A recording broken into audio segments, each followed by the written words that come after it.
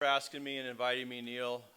Just such a amazing honor for a total loser like me to ever be asked anywhere to do anything at all. Much less actually fly somewhere and speak somewhere. And thanks Corey and Jeremy. Jeremy was picked me up from the airport. Just Johnny on the spot, man, all yesterday and today, and I appreciate it. And just everyone has been so kind.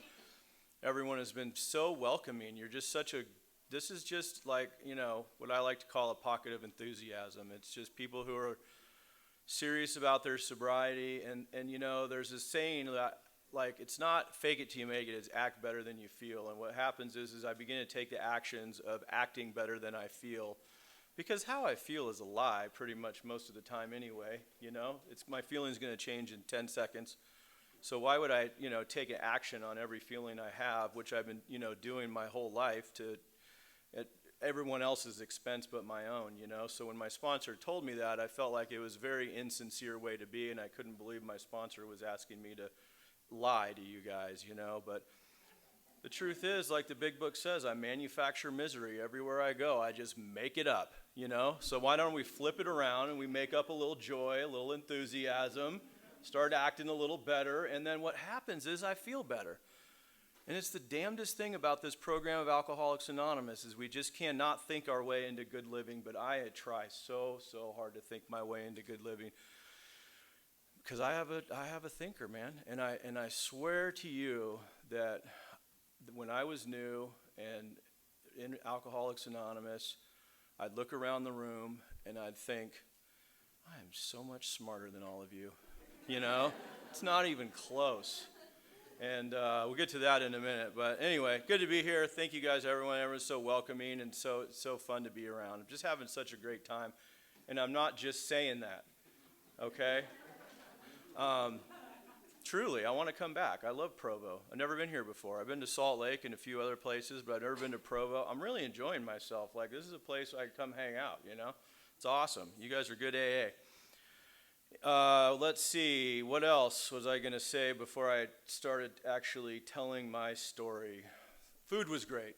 That was awesome. Thank you guys so much, all the volunteers that cooked and everything else. That was amazing. That was awesome.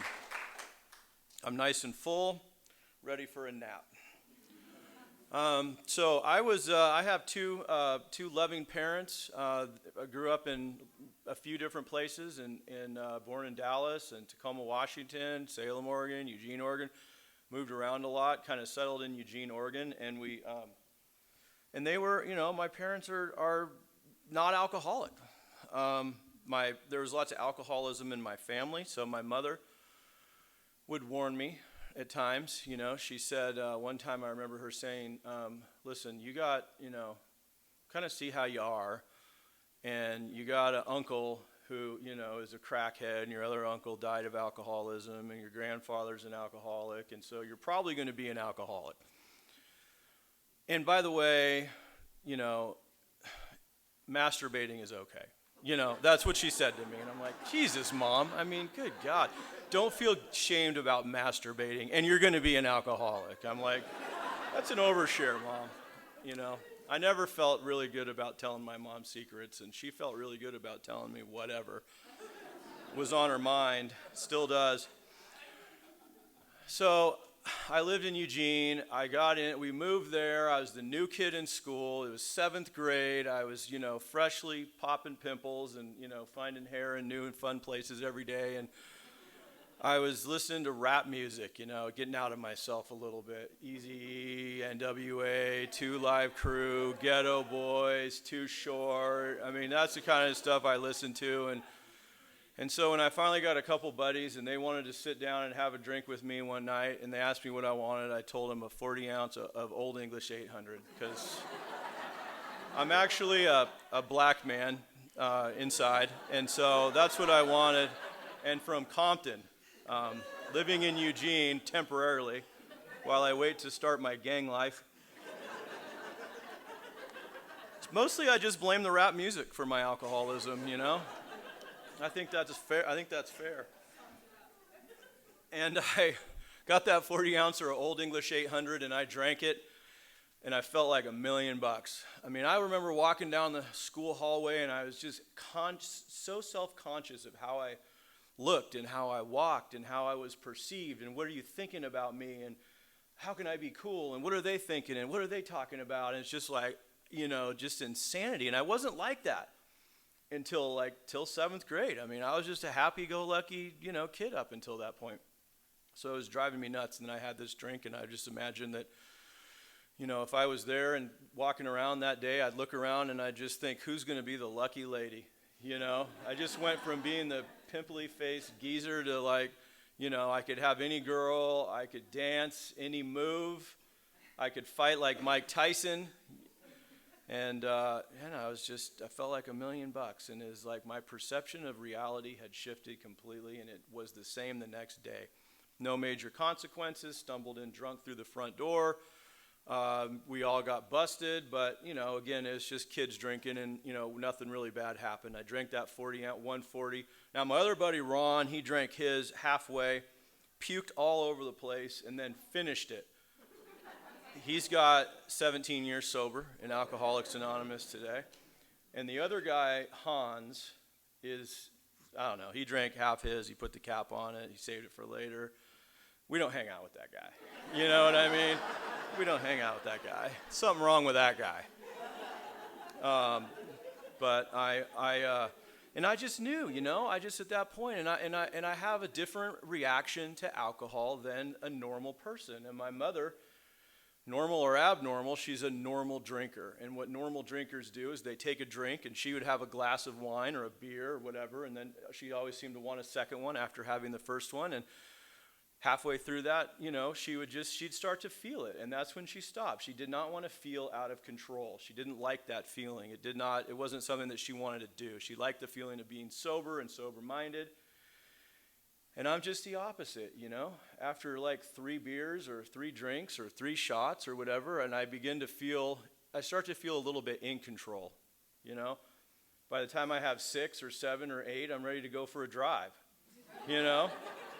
By the time I have 12, I'm ready to kick some ass, you know what I'm saying? I'm ready to start a fight. And just when I shouldn't be fighting, that's when I want to start fighting. Just when I'm not as fast, I'm not as, that's how it goes for me. But I mean, that's how it is. It's a complete opposite thing. And what happens is I have an allergy to alcohol. If you're new, don't worry about it. Basically what it means is that if you were to invite me over to share a 6-pack or a half rack even, or a bottle of wine, which happened from time to time, or hey, I got a 40 ounce, or you want to come over and drink it? It's like I'm probably just going to say no and look for an opportunity where there's going to be a little more alcohol, because somehow deep down I know that no matter what the plan is, everything's out the window as soon as alcohol hits my bloodstream. I have something wrong with my brain and my body where when alcohol hits, all bets are off. And I can't control the amount that I take after that first drink. There may be a time or two where maybe I pulled something off and it wasn't too bad, but I can tell you that for the most part, I have not been able to control the amount of alcohol that I drink after I put alcohol in my body. And that's what the big book of Alcoholics Anonymous, if you're new, that's the program. That's what we read for the most part. There's other things we read too, but that's the main thing. And that's what it's talking about. It's talking about the allergy of alcohol. And that's one of the 2 components that you need to qualify as an alcoholic if you have that. And I have a guy in my home group that's, here's his deal. He was a very successful guy right up until he stumbled in the rooms of Alcoholics Anonymous. He got a DUI 20 years ago or whatever. He didn't come in, out of prison or anything. He was doing just fine. And he's just like that kind of drinker that can still hold a job down, unlike me. But he's an alcoholic too. But he was sometimes able to plan out his drinking. He was sometimes able to have 3 or 4 drinks and go home. What he would share, and I'm just trying to say this because not everyone drinks exactly like me, so listen to the similarities and not the differences. What he would say is that he never knew when it was going to go bad on him. That part of it he couldn't control. And that's part of it too. There's just times when he had a plan and the plan didn't work out. And that's alcoholism, And I would drink every chance I got. I've never consciously said I'm an alcoholic or that I'm going to drink every chance. So subconsciously, because of the difference that it made me feel compared to when I was sober, I was going to drink every chance that I got. And I loved it. I loved it. I mean, I loved Old English 800, and it is disgusting. And I loved it, you know. I just loved it. And I got to drink at St. Ides, and I love St. Ides. It's even more disgusting. I started drinking Milwaukee's. That is gross beer, Pabst Blue Ribbon, Hams, and I loved it, you know. I didn't even know what I didn't know, and then I started drinking better beers, and I'm like, that stuff is nasty.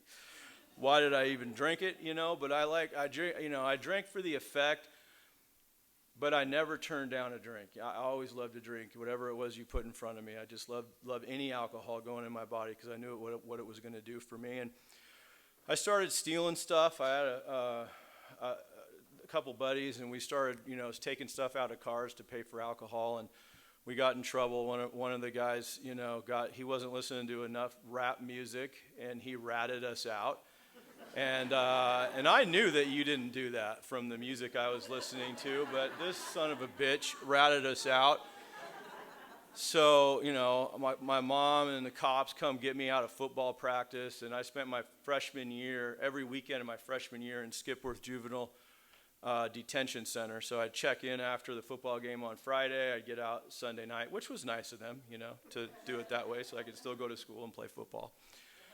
And then my sophomore year, I got arrested in school for a bunch of stuff, falsifying government documents, breaking into a DMV. Basically, I was just making fake IDs because I was getting sick of buying all my friends' alcohol. I went to the Asian liquor store. I signed their paperwork. I was 21. I was in there like every other night buying a bunch of 4 packs of wine coolers at Boone's Farm, Strawberry Hill. And it was like just screams, underage drinking, The Asians didn't care. They were like barely speak English. They were making money. Everybody was happy. But I was like, I'm like, y'all need to get a shopping cart in here. I can't be carrying all this alcohol, I'd clean them out all the time. I mean, I had the whole school, Sheldon High School. And I was the guy buying all the alcohol, but I got sick of that, so we busted into a DMV and stole a bunch of stuff to make fake IDs, and I was selling them at school. And then that turned bad, so back to Skipworth, and still had my football though, still had my sports, still had all the sports that I play, and that was kind of what kept me in the game. It's what kept my grades up. It's what kept me from just really going off the deep end. And we had, my parents didn't think that I wasn't going off the deep end, so after my sophomore year, after my junior year, before my senior year of high school, they took me to treatment to, obviously I had like 7 or 8 felonies, and, something was amiss, and with Andrew. And so they took me to treatment. I looked at treatment, and I looked at it like it was going to be going back to jail, and so I ran away from home, like right out the door, lost my fake ID and everything, ran out and went to go stay with my buddy Troy, who lived in Coburg, and Troy's dad was an alcoholic. We knew he was an alcoholic, he had the big distended belly and big nose, and he was an alcoholic. Who's who I compared myself against when I thought about my drinking as him, abusive son of a bitch that he was, beat his kids, but we drank his whiskey nonetheless. And in the morning we were drinking Canadian Mist, finishing off a half gallon for breakfast. Summer break. You can do that sort of thing when you're 17 or 18, 17. And we just had a wild idea, Troy and I, we looked at each other and we're like, let's go ride horses. And I'm like, all right, let's do it. So let's call Eric. Eric will come pick us up, okay? He's sober. All right, we called Eric. Eric came and picked us up. Eric's like, are you guys just hammered at 11 o'clock in the morning? And we're like, no, we're fine. We'll get something to eat and then we'll go ride horses. So we went out to this farm out West 18th, and there was a couple horses there, and we'd never rode horses before. This is one of those drunk ideas that sound good. Like I said, is like I felt like a cowboy at the time. We were going to go ride horses, but we'd not ever ridden a horse. None of us.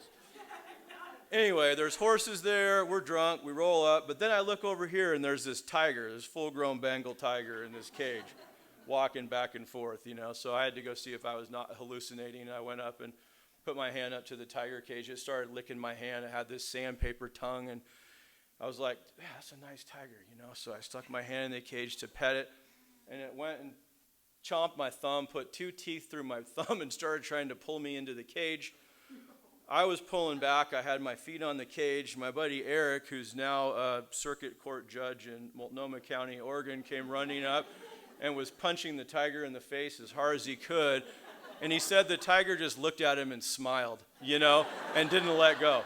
And eventually the end of my thumb popped off, and I fell back, and we went up and knocked on the people's house that lived there that none of us knew, by the way.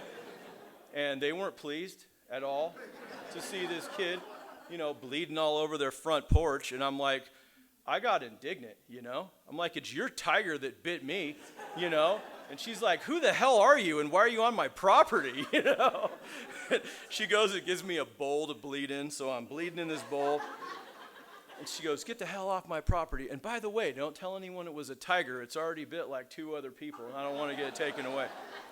So I go to the hospital. My mom works in the emergency room. This is normal, standard procedure. Mom sees us in there pretty regularly. And I roll in there bleeding in a bowl. She's like, oh, my God, what now? How much have you had to drink? And I tell her I had a couple drinks. Mom, I had 2,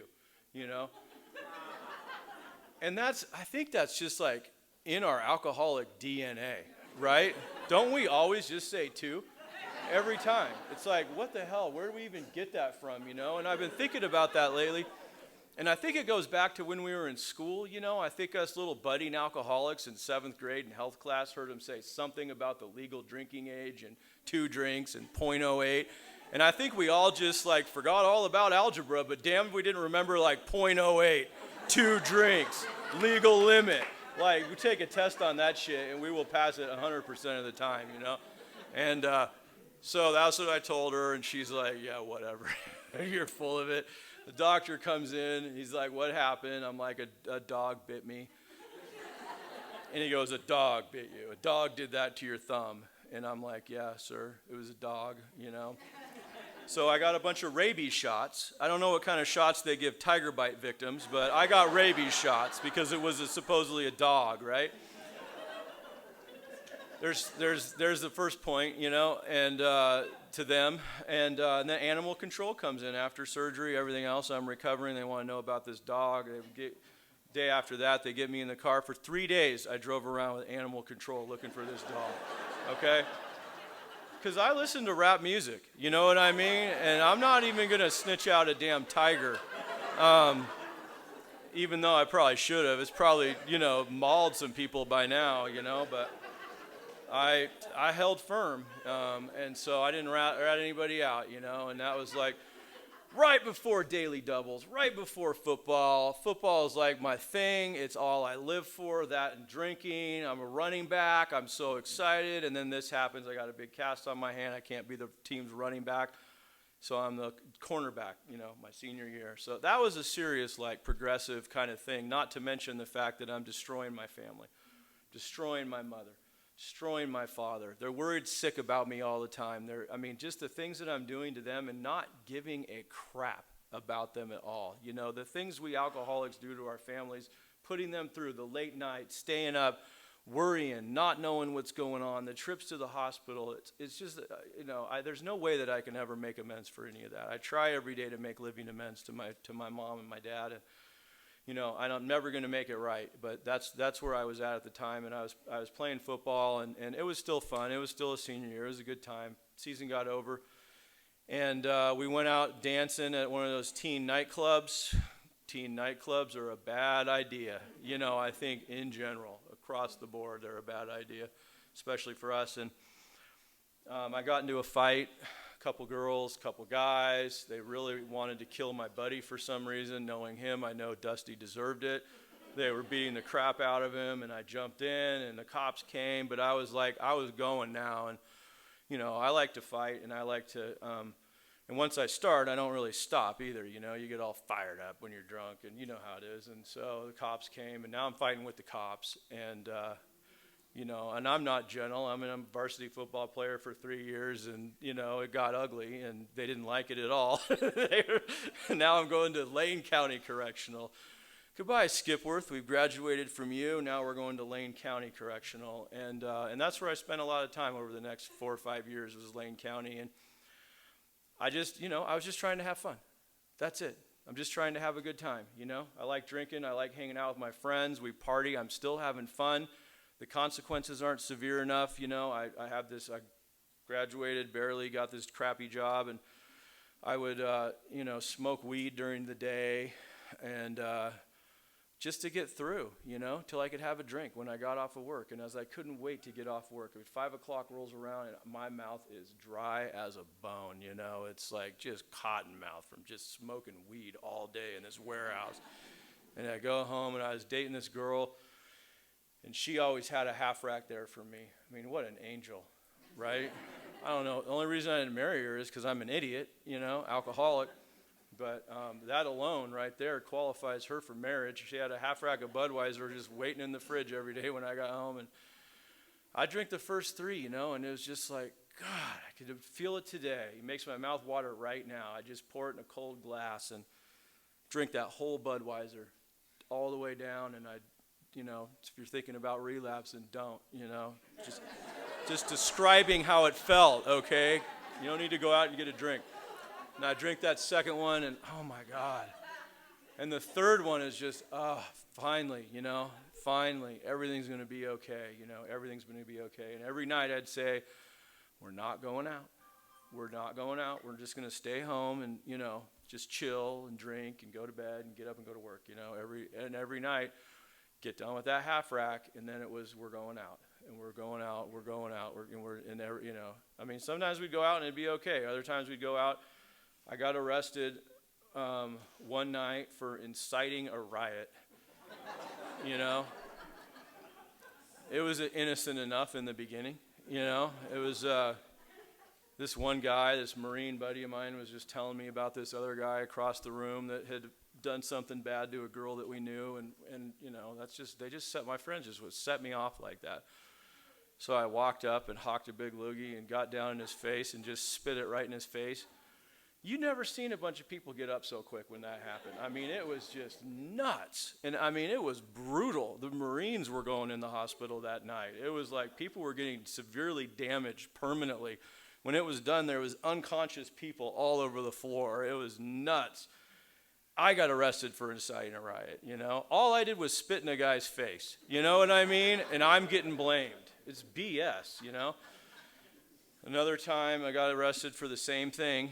And once you get arrested for one thing, they start sort of pinning it on you, My 21st birthday was fun. It was like a lot of buddies that wouldn't hang out with me anymore because of the inciting a riot thing, which was a regular occurrence with me because it was just, I want to have fun.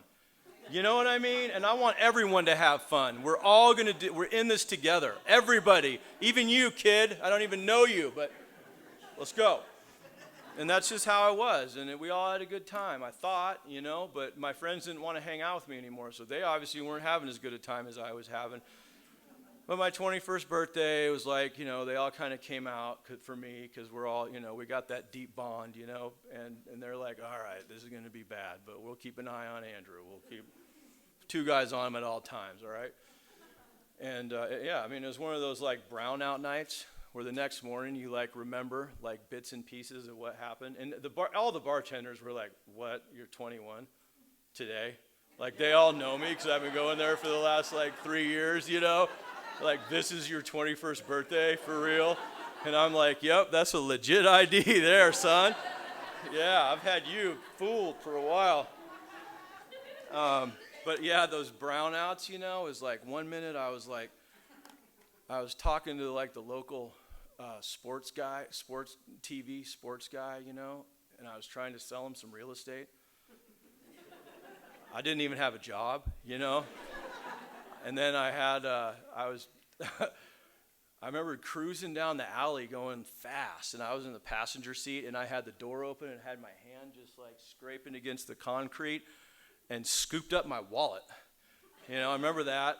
And then I remember dragging a bartender over the, bar because he wouldn't serve me anymore. Just weird things, And I got up the next morning and I thought, well, what a weird night.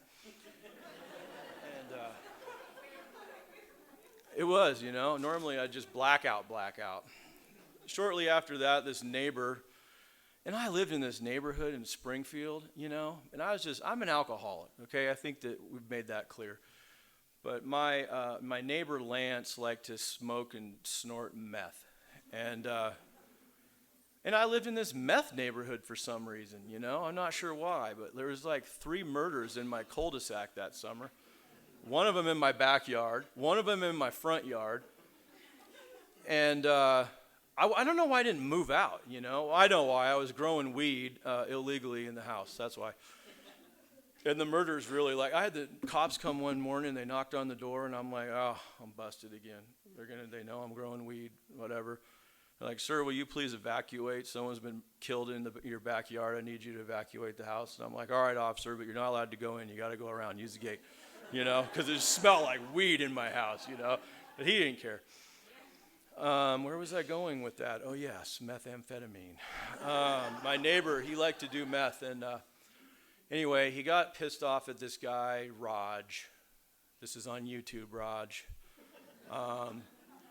And he had this, he was going to murder this guy because he slept with his ex-wife. It's like, who cares, Lance? It's frickin' your ex-wife. What do you care?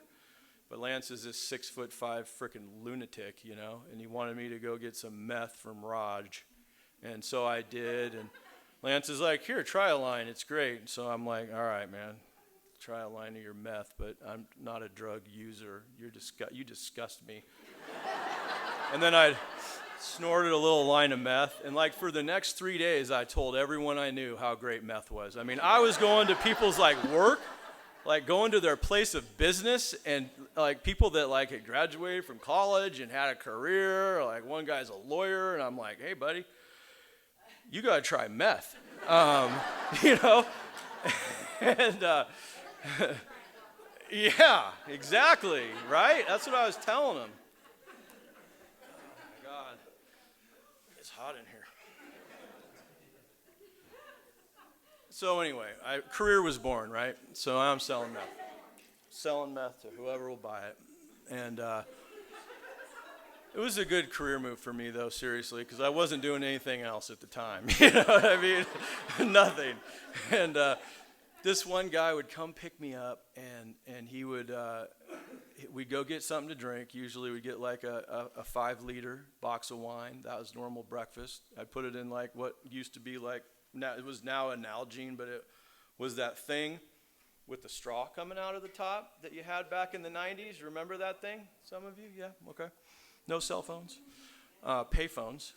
Used the pay phones a lot. Had quarters and stuff and doing all that whole thing. And then usually get a burrito in there somewhere, And after I finish off the 5-liter box of wine that was $7.99 from Albertsons, I mean, that's bang for your buck right there. That's how I'm drinking, bang for your buck. And then we'd go, I'd usually get some beer, and then at night we'd go to the strip clubs. And this was I felt like I had become someone, because I walk into the strip club, and, before I was this guy that just people wanted to kick out of all bars, all strip clubs, everything. And now I'm like, hey, Mr. Ingram, please come on in. I had my seat, I had my place, I had everything, I was running those strip clubs, Strippers buy meth, okay? So if you need to sell some meth at some point in your life, just remember that one little business tip from Alaska. Anyway, this was in Oregon, but, that's where I live now. Anyway, so I was, and that was great. That was fun. But I got my stupid dog it was like a Chow Newfoundland mix. It was this tall, all black, looked like a bear. So I named it Bear. Looked exactly like a black bear. And he would always get out and run away, and the pound would pick him up, and he'd be at the pound, and I'd have to go bail him out of the pound. And then I'd get a ticket for dog at large. And I got to the point with the courts where I just didn't go anymore, because the last time I went, I was on acid, and Chucky was talking to me, that little doll or whatever. And so I knew something was wrong with the court system, and I was hallucinating anyway, and I didn't go to court anymore. I was done with courts. And so I had a ticket for dog at large. I had a warrant out for that ticket, and I was doing something I shouldn't have been doing. I don't remember what it was. One night I get arrested a lot, so it's hard to remember exactly what happened, but I had a lot of meth. and among other things, you know. A little bit of heroin, but I try to stay away from stuff that makes you, you know, shit and vomit at the same time. You know, it's not good for you. That's usually the first sign, but whatever. I know some of you are freaks. But anyway, I got arrested for that, you know, for a dog at large, and then you know how they search you, and it's just like boom, boom, boom, boom, boom. Oh, sir, and what's this digital scale you have here and all this other stuff? So anyway, I went to jail for you know 3 or 4 months. I don't remember how long it was, but it was pretty bad. And I got out and I went to treatment again. I tried to go to treatment again, and I gave up all drug dealing and all kind of stuff like that. I mean, it was bad.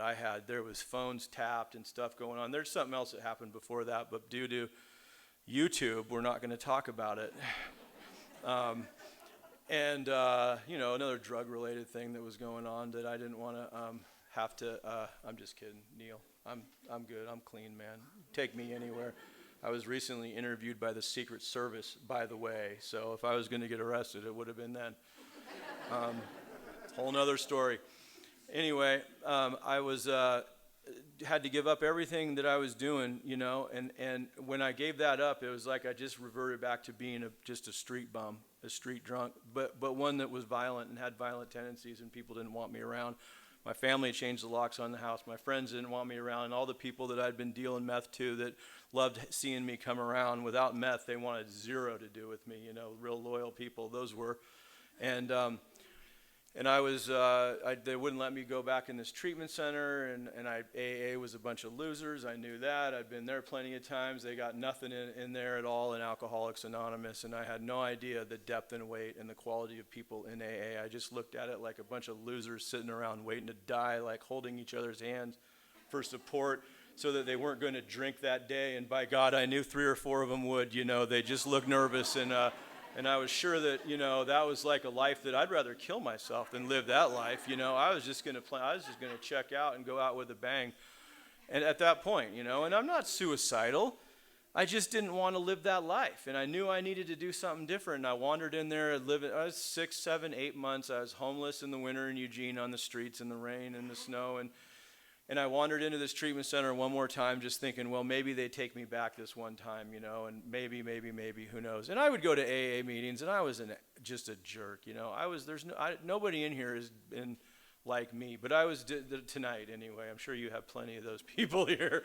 But I was disruptive, and I'd talk during the meetings, and I'd leave before the Lord's Prayer, and I'd tell you that the God idea is, you know, ridiculous. And I mean, I was very vocal about how I felt about you and very disruptive in the meetings and not very pleasant at all in general, which is why no one wanted to be around me.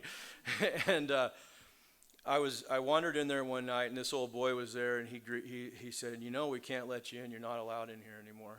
He goes, but I'll tell you what, I just got this flyer for this thing in Alaska, this treatment center in Alaska. And there's horses and there's cows and there's, you know, you can learn how to be, you know, you can learn how to rustle or whatever you people do with that kind of stuff, you know. And I thought, that sounds nice. And then he said, there's this like Christmas pageant too that was on the flyer. And I don't know what it was about that kind of appealed to me, but kind of embarrassing to admit, but I thought, well, that sounds nice, you know. And and I'm like, all right. So I started talking to, you know, my lawyer and things like that, and I was able to, you know, cobble together enough money for a one-way ticket to Alaska and no extradition for all the felony warrants that I had out for me. And so I was kind of on the run, you know, at that point. And I don't know how I made it. The treatment center pulled my record, but I don't think they had filed all the charges yet. And I flew to Alaska, and I checked into this place called Nugent's Ranch. And turns out there's no horses, there's no cows, there's geese that bite you every time you go outside to have a cigarette. It's a pig farm, and it smells like it. There's chickens. But I was a wasted dude. I had just gotten done coming off of a seizure where my jaw locked shut, and I was throwing up in my mouth, and I couldn't move a single muscle. And my buddy looked at me and said, yeah, just think about it. You know, next time you drink or do any drugs, think about this. And I'm like, call 911. And he goes, no, you remember this. And he was just drunk. I mean, he wasn't trying to kill me, but I almost died, you know, and that's where I was at.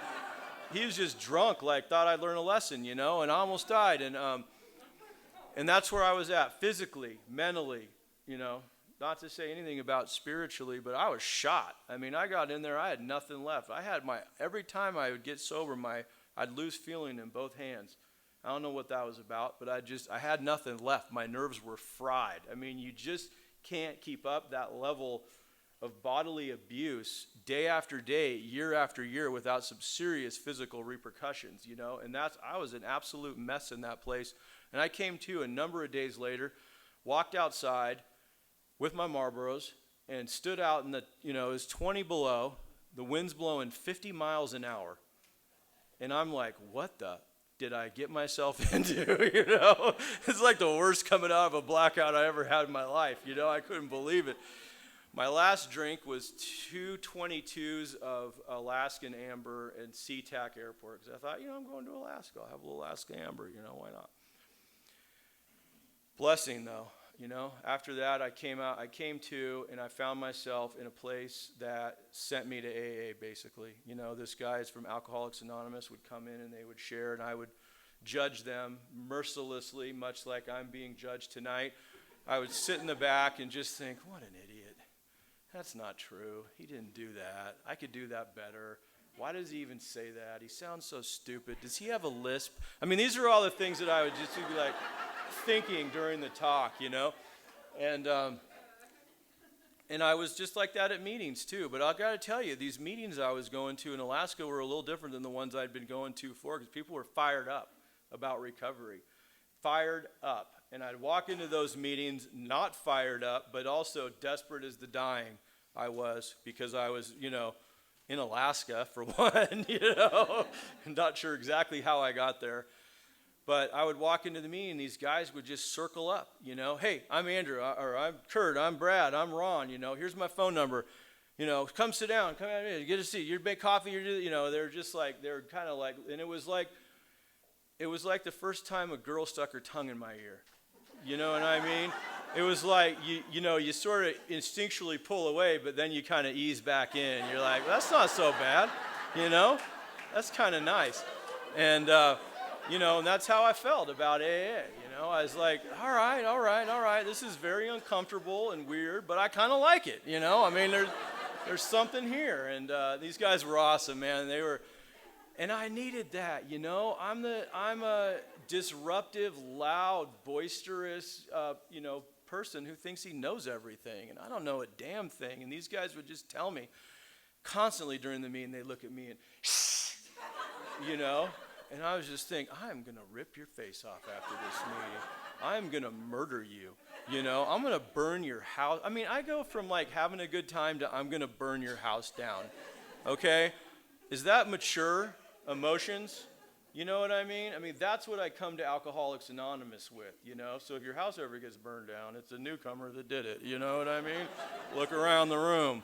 And, that's how I come to AA, hate and lust. I'm just sitting in there, and that's what I did in treatment before when I'd go to treatment. I'd just look, I'd get into I wouldn't call it a relationship, because that doesn't do any service to that word, but in treatment, I'd find a lady, every time. And it was like, I'm just trying to get out of my own damn head, and if I don't have any alcohol, I'm going to look for a woman, okay, or anything, I'm going to look for a woman, I'm going to look for a book, a TV show, I don't care, man. When I'm sober, I want out of this head. I want out of it, and I'm going to do anything I can to get out of it.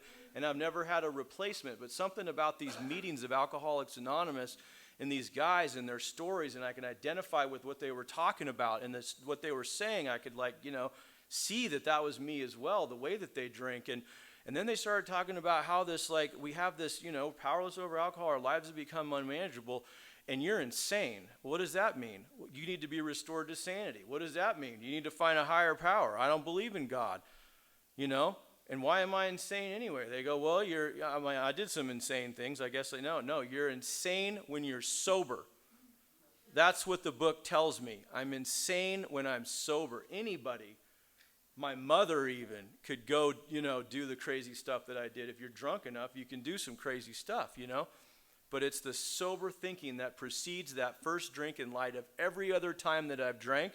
It's obvious, I know what's going to happen, and I pick up a drink anyway. That's insanity, and that's what I was dealing with. But I wouldn't go to that second step. I wouldn't believe in a power greater than myself. I refused to believe in a power. I just lived that life for so long that there was no God that I had to stick to it till the bitter end, you know. And my sponsor said, well, listen, drool boy. So just to, you know, my name is Andrew, okay? Then it was Androol, because supposedly I drooled on the women in AA. And then it was just drool. And then it became drool boy. These are things you beat people up for, okay? But I just hung in there, man, with these nicknames. And it was humiliating, but I hung in there. But anyway, listen, drool boy. You're going to get on your knees and say, God, please help in the morning, and God, thanks for keeping you sober at night. And I'm like, well, I don't believe in God. I don't care. It's a spiritual program of action, okay? Can you get behind that? That's what we do. We take actions in Alcoholics Anonymous, and we get well as a result, and our thinking will clear up as a result of the actions that we're taking in AA. So can you do that? I go, yeah, fine. So I'm praying on my knees, God, please help. At night, God, thanks for keeping me sober today. Not believing a word of it. Maybe I was deep down, but consciously not believing a word of it. Looking over at my roommate, Benny, who I hated his guts, and I wanted to just beat the living crap out of him every time I saw him praying on his knees with his long, stupid prayers in his underwear. I wanted to murder him. And I made the mistake of telling my sponsor about it. And he said, oh, good, pray for Benny. Every morning and every night, here's your prayer. God, please grant Benny thy very best. Grant him everything that I want for myself. So, God, please grant Benny thy very best. Grant him everything that I want for myself. And then I'm thinking in my head, like, deeper down. And I'm like, you know what? Benny could die, and I'd be fine. You know? That's part of my prayer process. And Benny gets into a fight. A week and a half later, he gets kicked out of treatment, and I believe. You know, I believe there is a higher power. I am convinced now of a higher power. That is step 2, folks. If you're new, that's step 2 right there. God either is or he isn't. What was your choice to be, you know? And that convinced me. That was like a burning bush experience, you know? And now, God wasn't punishing Benny for me as much as I like to believe it. But that's truly how I came to believe in a power greater than myself, good, bad, or indifferent. That's it. That's my story, you know? So it's like, you know, God's going to use this stuff, right? It's like I joined a home group because this girl was super hot. And so I joined this home group, and she moved away like a month later, you know, to Iowa. And then I'm stuck with these guys, you know? God is working in our lives. God has put us here in this moment at this time for a reason, whether you believe in it or not. You know, we're here for a purpose, and I didn't see it, I didn't understand it, but God. And these are, I'm just telling and like looking back. You know, at the time, none of this stuff made any sense to me. And my sponsor, you know, he's so great. He's a big, tall guy, and that's, you know, strong. And he was the real deal. He was a rodeo dude, whatever that is. You know, I'm a city guy, right? I listen to rap. Don't know about no rodeo. Obviously, horses and me don't get along. But he was the real deal.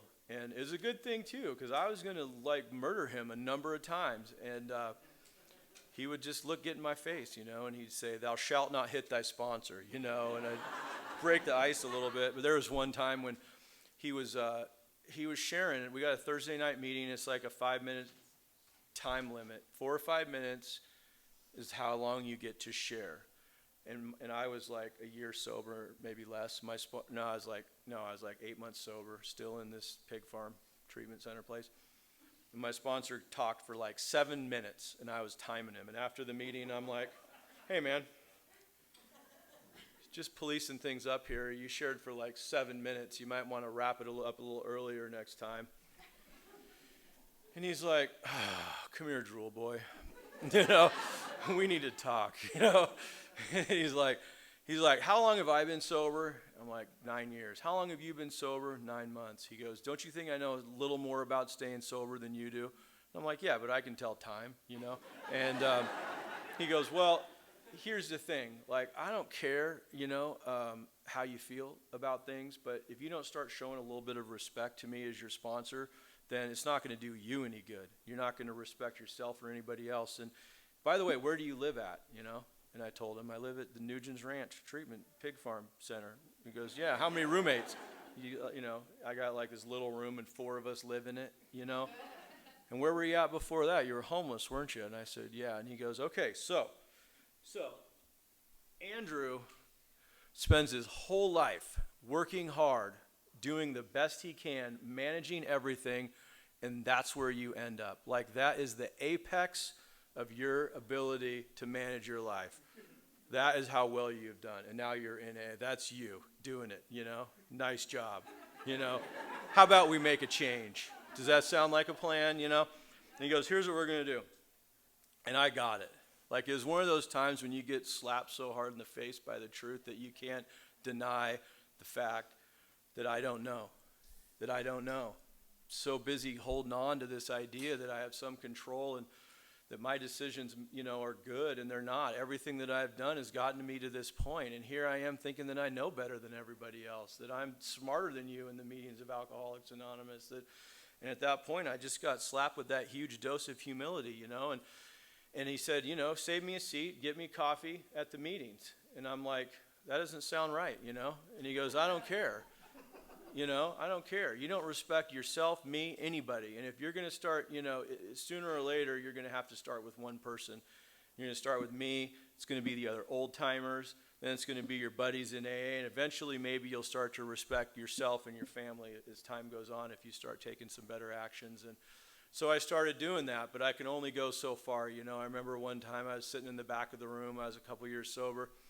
And he was sitting in the front, right where my Norwegian friend is sitting right here. And he stood up and turned around and looked back and pointed to the chair next to him like this, And I'm sitting in the back talking to my buddies. And I'm like, if I get up and walk up there and sit down next to him, I will be his bitch. You know what I mean? That's what I was thinking. Like, I'm crazy. But that's what I was thinking, And what happens is in Alcoholics Anonymous, there's these times in your life where there's this like crossroads, There's this fork in the road, right? And you're going to go right, you're going to be okay, you're going to do the right thing, it's going to be hard, it's going to be humbling, or you're going to go left and you're going to do the easy thing. You're going to let the ego take over and let the ego start making decisions again in your life, right? And that's what it boiled down to, I know better. By then, I was living the rap music, you know what I mean? By then, I'd done some things. And, I was not going to be anyone's bitch, you know what I mean? Like, my ego just came roaring back, like I was on the street all over again, But I somehow or another, I had a higher power in my life, and I got up and I walked that hard walk, that walk of shame, all the way to the front of the room, and I sat down, And all he was probably doing was just saying, oh, hey, man, there's an empty seat next to me. You know what I mean? But it changed my life. And that's how it works in AA. I have the 2 greatest kids in the world.